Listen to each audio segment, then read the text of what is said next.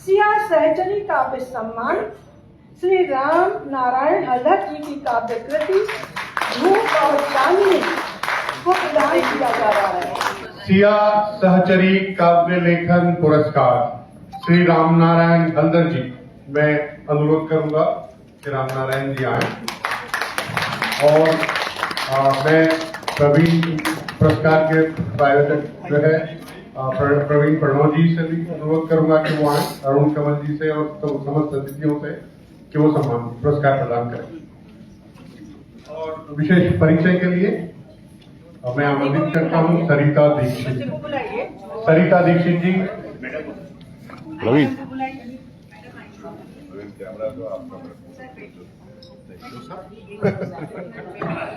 Sir थोड़ा पीछे हो जाओ।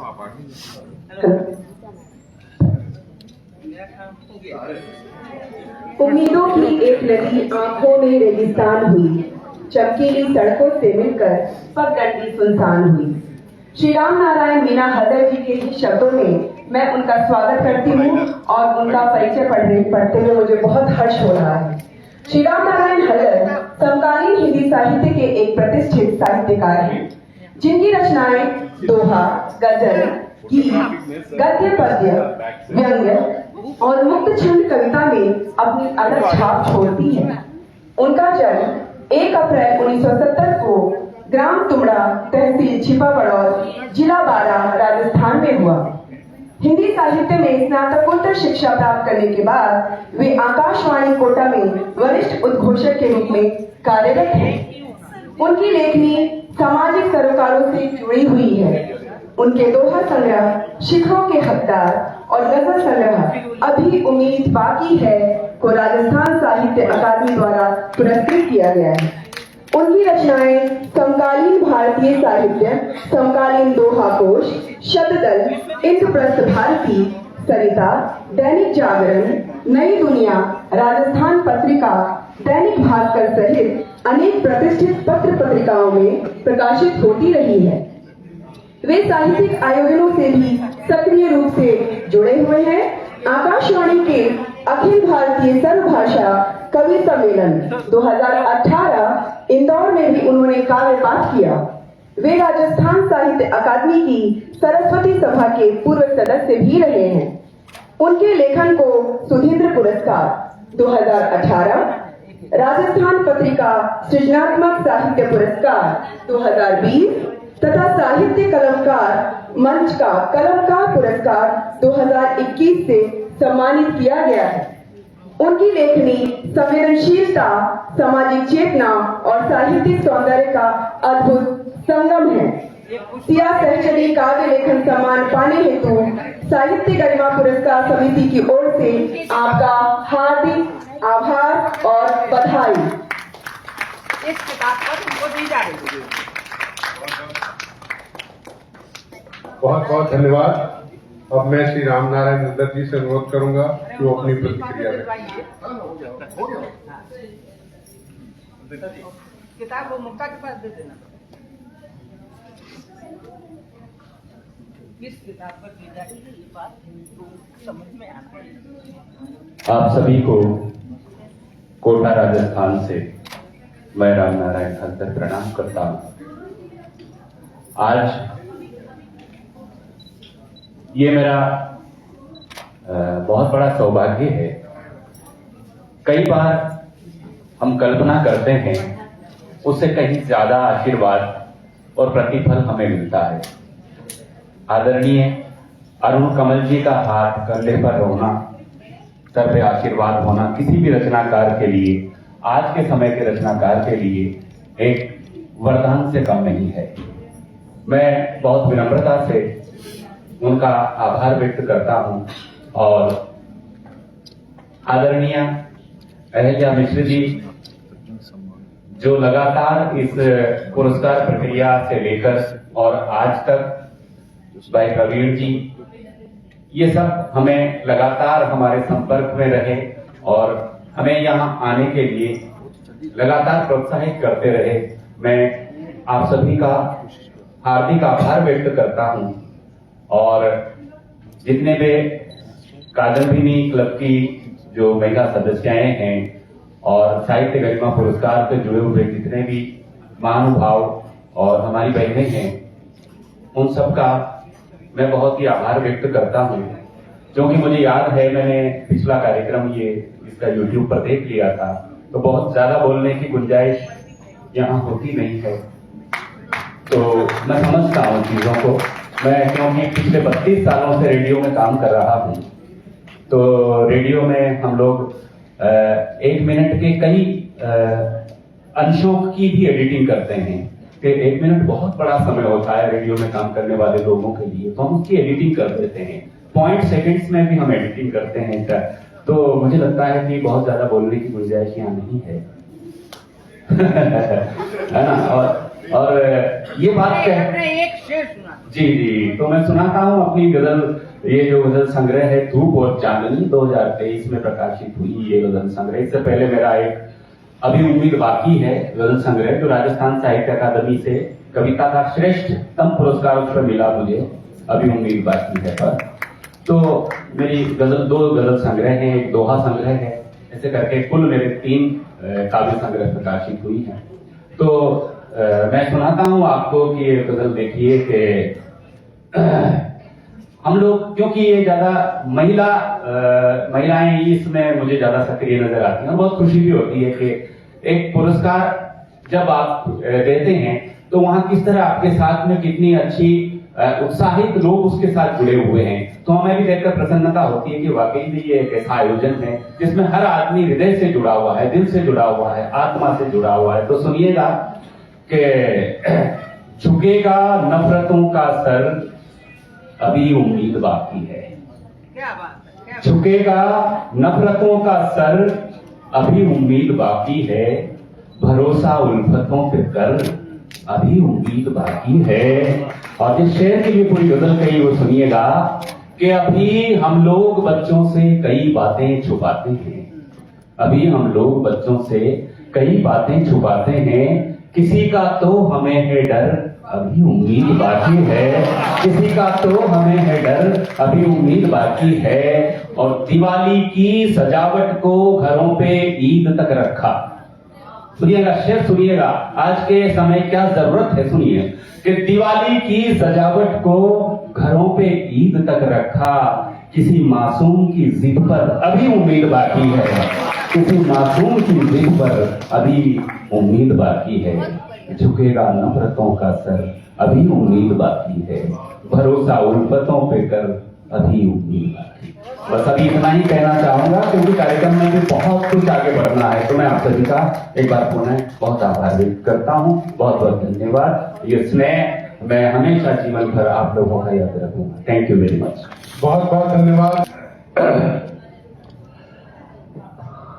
कोटा से आपके बीच आया हूँ और आपने मुझे यहाँ सम्मानित किया है, एक महत्वपूर्ण पुरस्कार दिया है।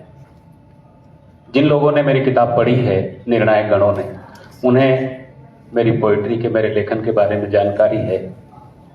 लेकिन आज ज़्यादातर आप लोग मैं क्या लिखता हूँ बहुत कुछ ज़्यादा नहीं जानते, मैं जानता हूँ।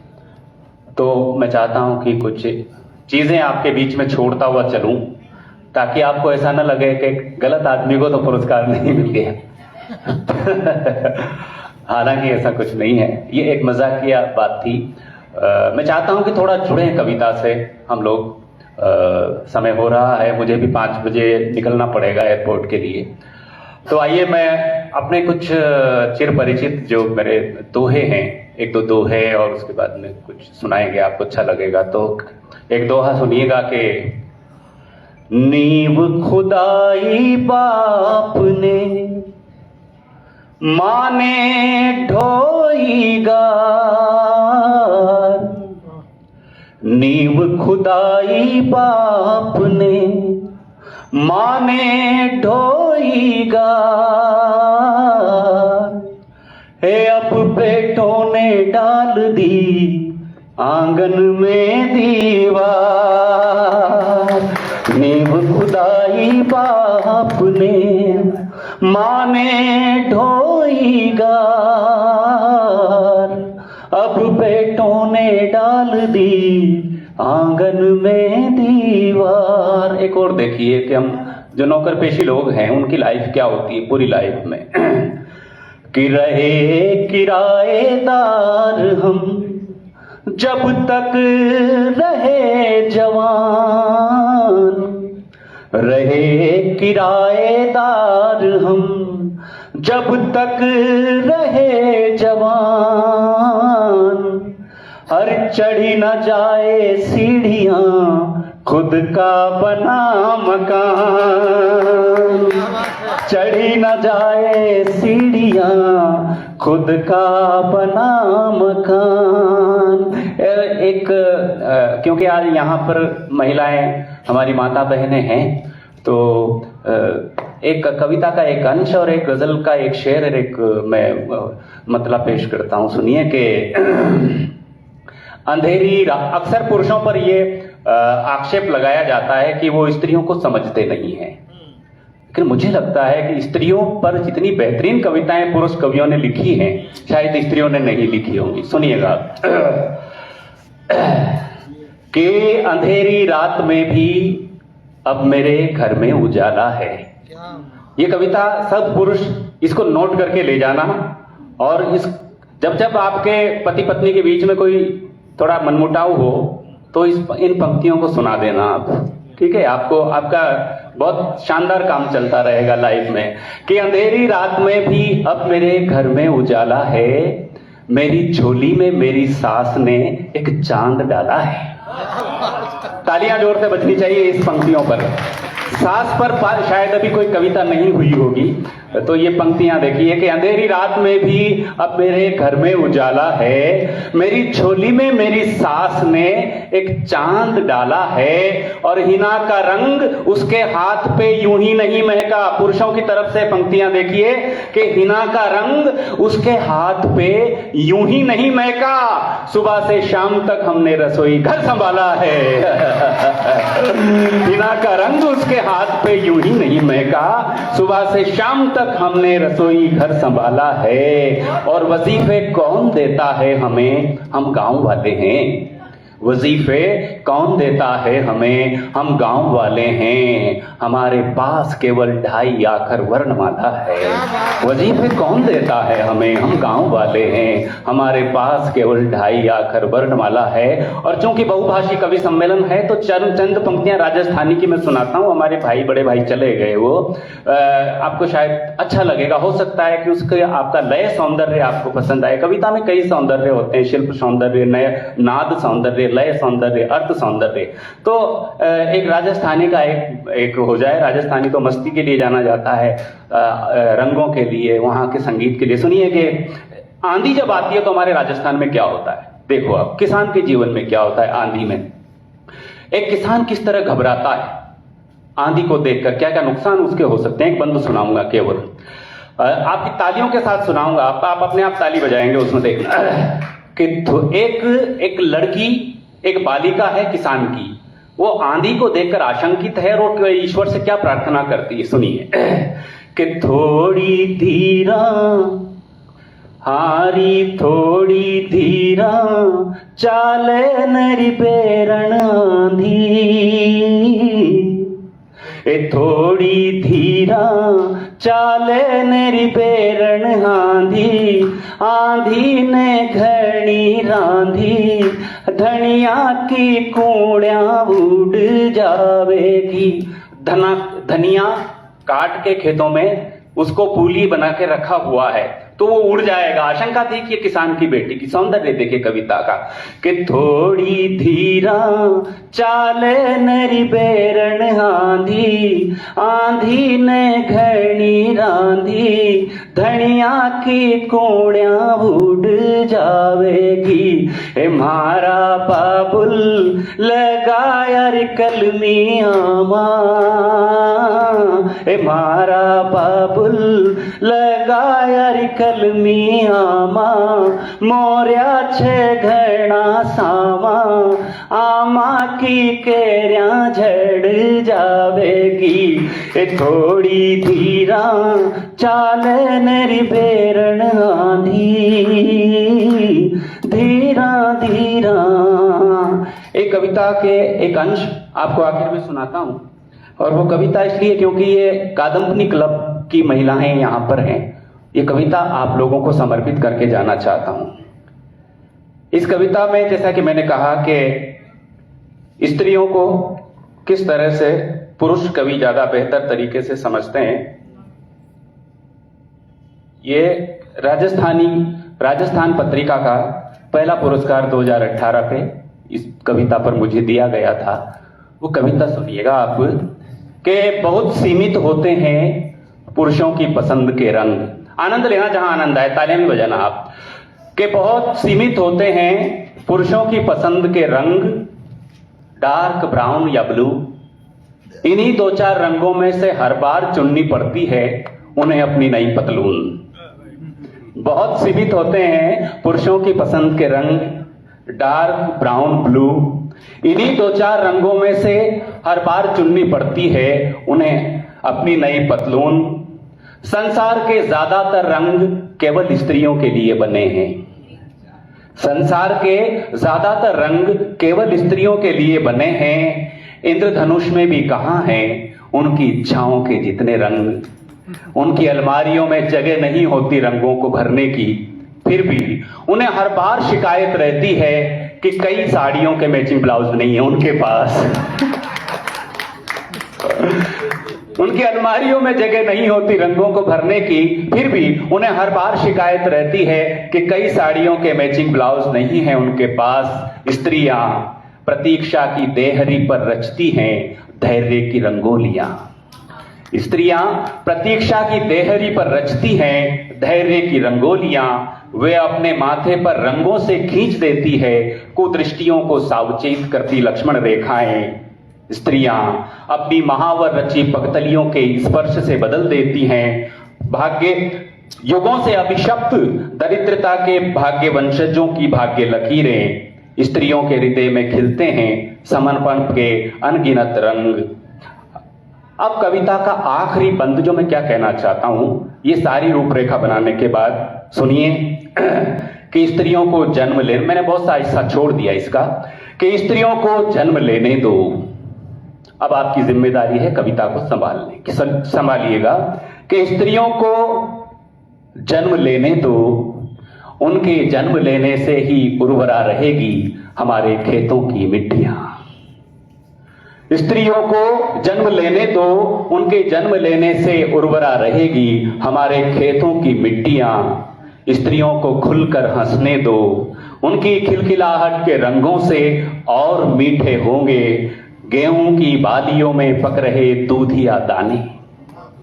स्त्रियों को खुलकर हंसने दो, उनकी खिलखिलाहट के रंगों से और मीठे होंगे गेहूं की बालियों में पक रहे दूधिया दाने। स्त्रियों को गाने दो, स्त्रियों को गाने दो, उनके समवेत सुरों से रीझ कर बरसते हैं बादल। स्त्रियों को गाने दो, उनके समवेत सुरों से रीझ कर बरसते हैं बादल। स्त्रियों को मुस्कुराने दो, उनकी मुस्कान के रंगों को याद करके ही घर लौटते हैं संसार के सारे थके हारे पुरुष। स्त्रियों को मुस्कुराने दो, उनकी मुस्कान के रंगों से, उनकी मुस्कान के रंगों को याद करके ही घर लौटते हैं संसार के सारे थके हारे पुरुष। बहुत बहुत धन्यवाद आपका, बहुत बहुत शुक्रिया। कादम्बिनी क्लब के किसी आयोजन में जब कोई पहली बार आता है, चाहे वो अरुण कमल आए और चाहे हलधर जी आए, इन्हें लगता है कि ऐसे एक श्रोता वर्ग के सामने हम हैं जहां महिलाएं अधिक हैं, पुरुष कम हैं। हमें तो ये दिखना बंद हो गया है अंतर। इतने वर्षों से हमें ये अंतर दिखना बंद हो गया है और इसीलिए हम तो सब तरह की बातें कर लेते हैं। कोई स्त्रियों को प्रसन्न करने वाली बात ही मंच पर करनी हो जरूरी नहीं होता। ये जो है बिना स्त्रियों की बातों के लिए भी खूब तालियां बजाती हैं और जब नहीं बजाना होता तो नहीं बजाती। खैर, मुझे मालूम है कि आदरणीय राम नारायण हलधर जी को जाने की जल्दी है। हम चाहेंगे कि अगली बार जब वे आएं तो कुछ अधिक समय लेकर आएं और जैसी आज की ये औपचारिक गोष्ठी है ऐसी न होकर एक अनौपचारिक गोष्ठी में उन्हें जमकर सुना जाए, घंटा 2 घंटा सुना जाए। चूंकि मैं ये साधिकार कह सकता हूं कि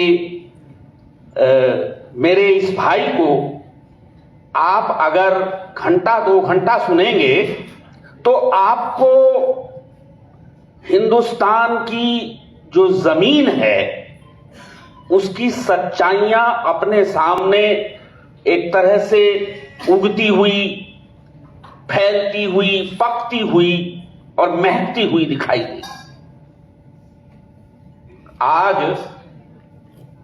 बहुत सारे कवि हैं जो गांव की बात करते हैं, लोक की बात करते हैं, लेकिन वह गांव और वह लोक उनका जिया हुआ नहीं होता। बहुत पहले कहीं से जड़ें उखड़ गई तो वो हॉन्ट करता रहता है उन्हें। लेकिन ये एक ऐसा कवि है मेरे सामने जिसके भीतर गांव और लोक अभी तक जीवित है, बचता रहता है और अपने पूरे रंगों के साथ में महकता रहता है। इनकी कविताओं को अभी आपने जो 3-4 रचनाएं सुनी उससे आपको अनुमान हो गया होगा कि जहां सोच या विचार या भाव की बात है वहां ये एक प्रकार से बहुत ही विस्तृत फलक वाले कवि हैं। एक ऐसा फलक जिसमें जिंदगी के बहुत तरह के अनुभव शामिल हैं, लेकिन ये जो अनुभव हैं ज्यादातर वो निम्न वर्ग या किसान या कहें कि जो खेतीहर वर्ग है, कमेरा वर्ग है, उसके अनुभव हैं या निम्न मध्य वर्ग के अनुभव हैं।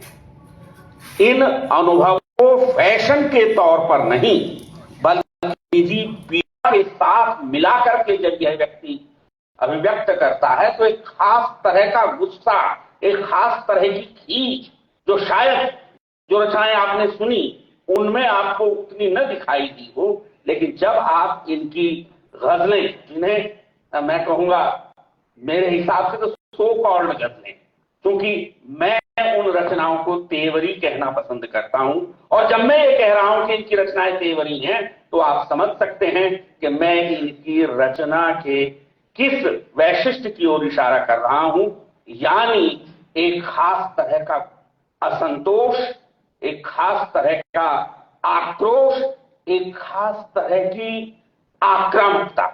हालांकि वो आक्रामकता ऐसी नहीं है कि नारेबाजी बन जाए, बहुत मुखर आक्रामकता नहीं, लेकिन एक जो अव्यवस्था व्याप्त है चारों ओर, उस पर आक्रमण करने की एक तीव्र इच्छा या कहें कि उस इच्छा से एक संचालित जो धक्का या प्रहार है वह मुझे इनकी रचनाओं में दिखाई देता है।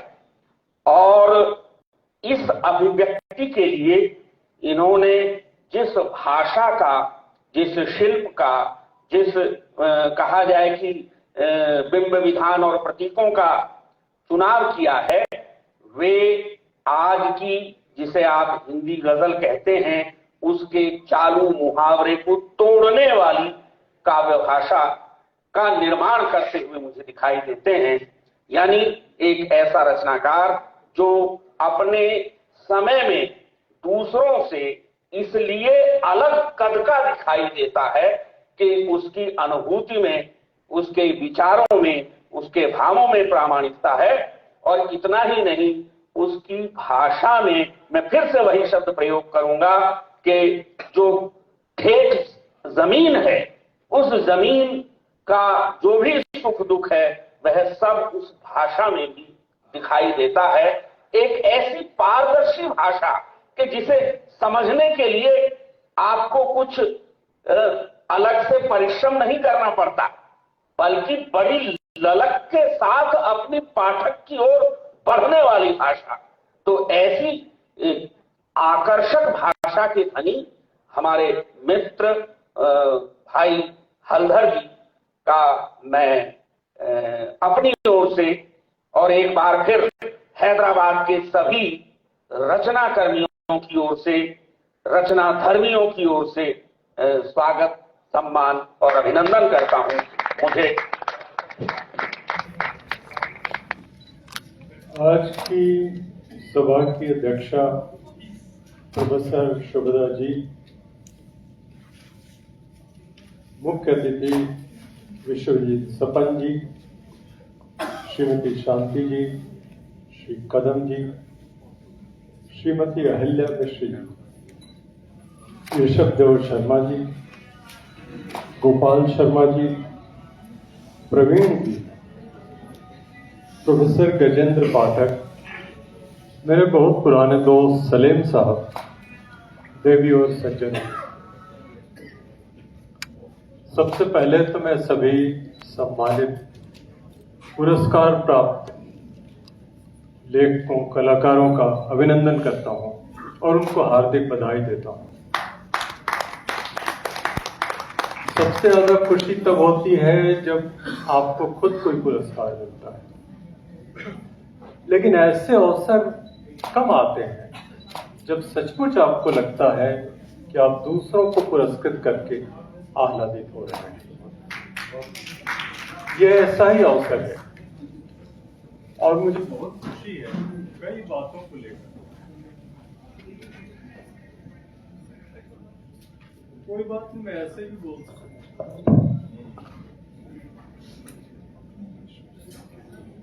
अहिल्या मिश्र जी से पहले भी मिल चुका हूं और वो लगभग दंत कथाओं की नायिका की तरह हमारी तरफ भी मशहूर है। उन्होंने इतना बड़ा काम किया, शुरू में अकेले बूते पर कुछ लोगों के साथ, और अब तो ये पूरा कारवां बन गया। इतने पुरस्कार इतनी भाषाओं के लोगों को हिंदी से जोड़ते हुए पूरे देश में किसी भी गैर सरकारी संस्था द्वारा नहीं दिए जाते। ये देश की अकेली संस्था है और मैं ये देख के भी आह्लादित हूं कि आज इस सभा में आधे से अधिक स्त्रियां हैं। बहुत सभाओं में मैं जाता हूं लेकिन ऐसा बहुत कम होता है और ये भी खुशी की बात है कि सम्मान पाने वालों में कई बहुत युवा लोग भी हैं। तो ये भी इस संस्था का और आप सबका बहुत बड़ा काम है, बहुत बड़ा योगदान है। हिंदी अकेले आगे नहीं बढ़ सकती। हिंदी सभी भाषाओं की बहन है, इसलिए सभी भाषाओं के साथ ही उसे चलना है और हर जगह का जल वहां आके मिले और बहुत बड़ी धारा बने। इस संस्था ने और इस संस्था के सभी सहयोगियों ने इसी भाव से ये सम्मान शुरू किया है। मुझको लगता है कि ये सम्मान लगातार चलता रहेगा और जब कभी कोई भी तरह की अड़चन हो तो अहिल्या जी से और सभी साथियों से मेरा आग्रह होगा कि मुझको भी आदेश करें। मैं तो हैदराबाद एक निजी पारिवारिक कार्यक्रम में आया था। प्रवीण मेरे बहुत पुराने दोस्त अब हो गए हैं, इसलिए मैं कह रहा हूं कि ये बहुत कम उम्र के हैं, तो पुराने कैसे हो सकते हैं दोस्त, लेकिन अब हो गए। तो उन्होंने बताया था कि उनका भी कार्यक्रम है, तो मैंने खुद ही कहा कि भाई तो हम 16 को हम क्या करेंगे, हम चलते हैं आपके कार्यक्रम में, हम शामिल होंगे। तो उन्होंने मुझको अतिथि भी बना दिया। अब ये थोड़ा सा संकोच भी मुझको हुआ, लेकिन कोई भी सम्मान आप ना नहीं कर सकते। तो मुझको बहुत अच्छा लगा। और जब भी ये कार्यक्रम होगा तो मैं कोशिश करूंगा कि मैं अहल्या जी और आप सबके साथ ऋषभ देव शर्मा जी से मेरा बहुत ही पुराना संबंध है। गोपाल शर्मा जी इतने बड़े विद्वान हैं, इन सब लोगों से बहुत ही पुराना संबंध है। गजेंद्र पाठक से भी 25-30 साल पुराना संबंध है। तो इस तरह के कार्यक्रमों में आकर बहुत खुशी होती है। मैं ये तो नहीं कहूंगा कि ये हिंदी को दक्षिण भारत में स्थापित करना है। मैं सिर्फ ये कहूंगा कि एक धारा जो हिमालय से निकलती है वो हिंद महासागर में जाकर और अरब सागर में जाकर यहाँ हैदराबाद में आज इस सम्मान समारोह में देश की अनेक भाषाएं एक साथ आकर मिलती हैं और यही संगम है, यही भाषाओं का और साहित्य का संगम है। मैं एक बार फिर आभार व्यक्त करता हूँ संस्था के प्रति, आप सबके प्रति, और बधाई देता हूँ सभी सम्मानित विजेताओं को।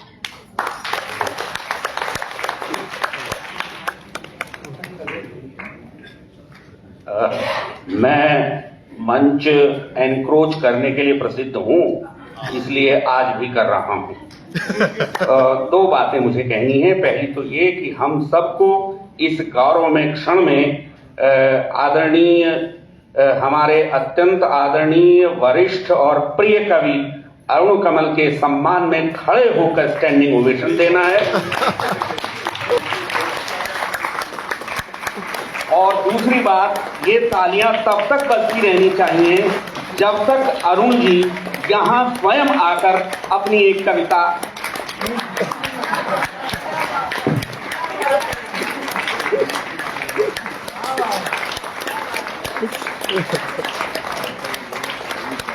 मुझे मालूम था, वरना और कोई रास्ता नहीं था। कोई बात कोई बात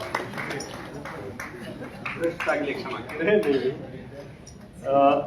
अभी शर्मा जी ने जो कहा कि तालियां तब तक बजती रहें जब तक मैं आकर कुछ न सुनाऊं, तो ये सम्मान भी है और एक तरह की सजा भी है, क्योंकि तालियां बजती रहेंगी और आप कितनी देर खड़े रहेंगे। तो अगर मुझको पहले से मालूम होता तब तो मैं किताब ही लेके आ जाता, लेकिन याद मुझको केवल एक ही कविता है जो बहुत शुरू की है। ये मेरे पहले संग्रह की कविता है, जो संग्रह 1980 में निकला। कविता 74 के आसपास निकली, 74-75, मतलब 22-23 साल की मेरी उम्र रही हो। ये छंदोबद्ध है और इसलिए मुझको याद है। इसका शीर्षक है धार। कौन बचा है जिसके आगे इन हाथों को नहीं पसारा? कौन बचा है जिसके आगे इन हाथों को नहीं पसारा? यह अनाज जो बदल रक्त में टहल रहा है तन के कोने कोने,